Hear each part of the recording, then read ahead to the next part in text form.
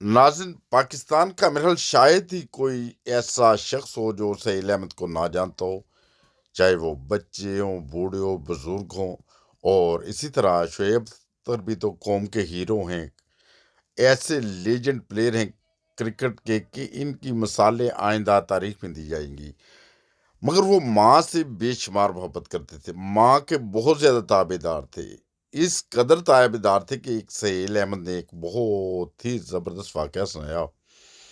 اور میں نے سوچا کیوں نہ میں بھی اپنے دوستوں، اپنے پیاروں کو، اپنے چینل پہ آنے والے تمام دوستوں کو وہ واقعہ سناؤں، کہ جس میں وہ بیان کرتے ہیں کہ شعیب اختر صاحب ایک دن کرکٹ کا کوئی میچ کھیلنے گئے تھے، کرکٹ کی گراؤنڈ میں تھے، بیزی تھے، اچانک ماں کا فون آتا ہے کہ بیٹا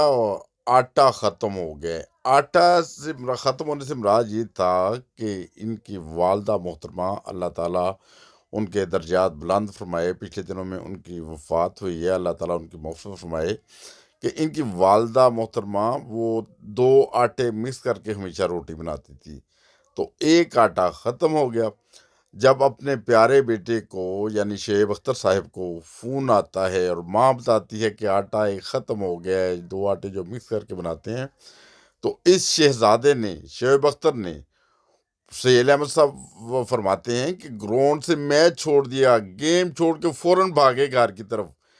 اور فوری طور پہ آٹا لے کر گھر گئے اور ماں کو جا کے آٹا پیش کیا۔ یہ بہت بڑا ایک پیار اور محبت اور ماں کی خدمت